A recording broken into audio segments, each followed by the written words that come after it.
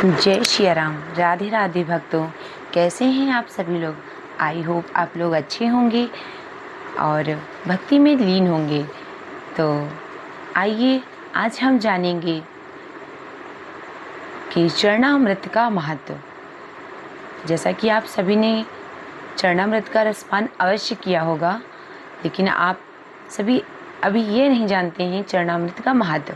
अगर जानते हैं तो प्लीज़ कमेंट में अपनी राय अवश्य रखें, और मुझसे कोई त्रुटि हो जाए तो वो भी आप हमें कमेंट के थ्रू ज़रूर बताइएगा, क्योंकि मैं अपनी बस विचारधारा लेकर आपके सन्मुख सभी के समक्ष आज की इस युग के पीढ़ी के लोगों के लिए कुछ सनातन धर्म को बढ़ावा देने के लिए, कुछ इस प्रकार की अपनी आज की युवाओं को प्रेरित करने के लिए मैं कुछ जानकारी लेके आप सभी के सन्मुख प्रस्तुत हो रही हूँ।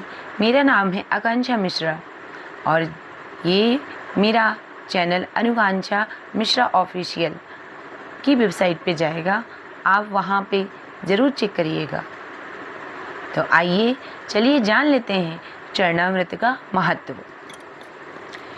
चरणामृत का सेवन एक अक्सर हम जानते हैं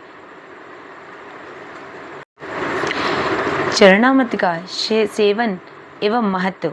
अक्सर हम मंदिर जाते हैं तो पंडित जी से हम भगवान का चरणामृत लेते हैं। क्या हमें कभी ये जानने की कोशिश की है चरणामृत का क्या महत्व है।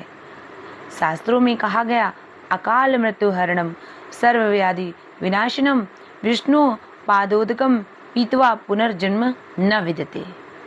कहने का मतलब है, अर्थात भगवान विष्णु के चरण का अमृत रूपी जल समस्त पाप व्याधियों का शमन करने वाला है तथा औषधि के समान है। जो चरणामृत पीता है उसका पुनर्जन्म नहीं होता। जब तक जल ही रहता है तब तक भगवान के चरणों से नहीं लगता। जैसे ही भगवान की चरणों से लगता है, वैसे ही चरणों के लगने के बाद अमृत रूपी जल चरणामृत कहलाता है। पौराणिक कथा है, चरणामृत से संबंधित एक पौराणिक गाथा काफ़ी प्रसिद्ध है, जो हमें कृष्ण एवं राधा रानी के अटूट प्रेम की याद दिलाती है। कहते हैं, एक बार नंदलाल काफ़ी बीमार पड़ गए। कोई दवा या जड़ी बूटी उन पर बेअसर साबित हो रही थी। तभी श्री कृष्ण ने स्वयं ही गोपियों से एक ऐसा उपाय करने के लिए कहा, जिसे सुन गोपियाँ दुविधा में पड़ गईं। श्री कृष्ण हुए बीमार। दरअसल श्री कृष्ण ने गोपियों से उन्हें चरणामृत पिलाने को कहा। उनका मानना था कि उनके परम भक्त या फिर जो उनसे अति प्रेम करता है तथा उनकी चिंता करता है, यदि उसके पांव धोने से के लिए इस्तेमाल हुए जल को वे ग्रहण कर लेते हैं तो वे निश्चित ही ठीक हो जाएंगे। लेकिन दूसरी ओर गोपियां और भी चिंता में पड़ गईं। श्री कृष्ण उन गोपियों के लिए बहुत मायने रखते थे। वे उनको देखकर ही जीती थीं। उनके प्रेम में गोपियों का अत्यंत श्रद्धा थी, क्योंकि श्री कृष्ण भगवान उनके लिए बहुत महत्वपूर्ण थे। वे सभी उनकी परम भक्त थीं, लेकिन उन्हें इस उपाय के निष्फल होने की चिंता सता रही थी। उनके मन में बार बार यह आ रहा था कि यदि उनमें से एक गोपी ने अपने पाँव के इस्तेमाल से चरणामृत बना लिया और कृष्ण जी को पीने के लिए दिया तो वह परम भक्त का कार्य तो कर देंगी, परंतु किन्हीं कारणों से कान्हा ठीक ना हुआ तो उसे नरक भोगना पड़ेगा। अब सभी गोपियां व्याकुल होकर श्री कृष्ण की ओर ताक रही थीं और किसी अन्य उपाय के बारे में सोच रही थीं कि वहां कृष्ण की प्रिय राधा आ गई। अपने कृष्ण की इस हालत में देख के राधा के तो जैसे प्राण ही निकल गए।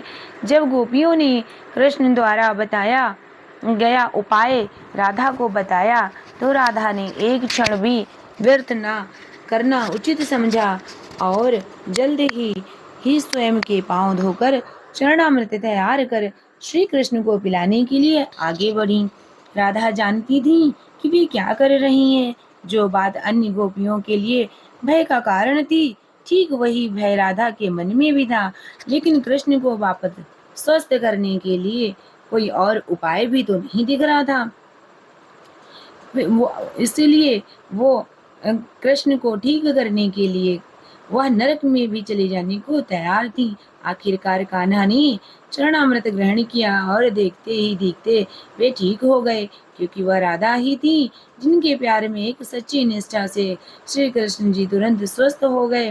अपने कृष्ण को निरोग देखने के लिए राधा जी ने एक बार भी स्वयं के भविष्य की चिंता न की, वही किया जो धर्म था। इतिहास गवाह है इस बात का, राधा कृष्ण का कभी विवाह ना हुआ, लेकिन उनका प्यार इतना पवित्र एवं सच्चा था कि आज भी दोनों का नाम एक साथ लेने में भक्त एक क्षण भी संदेह महसूस नहीं करते। उनके भक्तों के लिए कृष्ण केवल राधा के हैं, राधा भी कृष्ण की हैं। राधा कृष्ण की इस कहानी ने चरणामृत को एक ऐतिहासिक पहलू तो दिया ही, लेकिन आज भी चरणामृत को प्रभु का प्रसाद मानकर भक्तों में बांटा जाता है।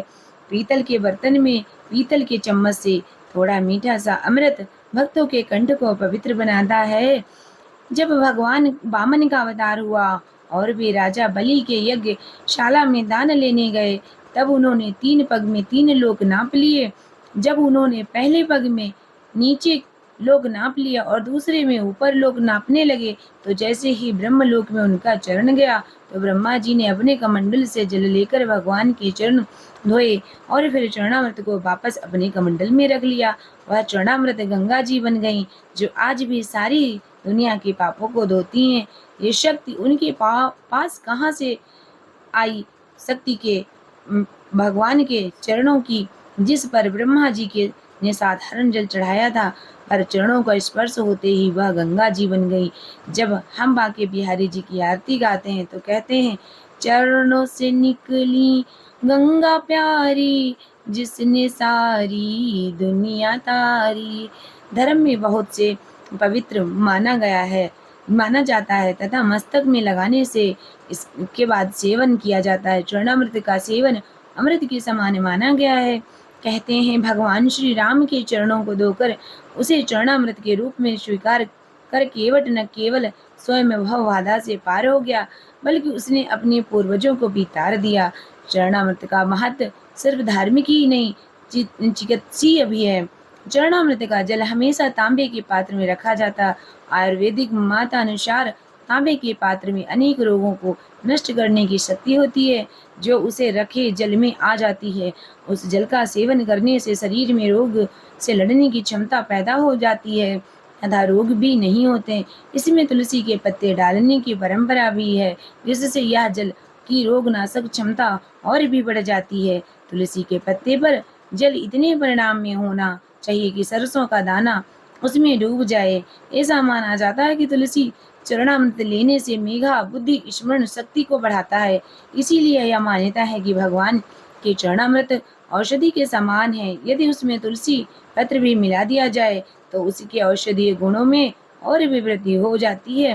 कहते हैं सीधे हाथ में तुलसी चरणामृत ग्रहण करने से हर शुभ काम या अच्छे काम का जल्द परिणाम मिलता है। इसीलिए चरणामृत हमेशा सीधे हाथ में लेना चाहिए। लेकिन चरणामृत लेने के बाद अधिकतर लोग आदत है कि वे अपना हाथ सिर पे फेर लेते हैं।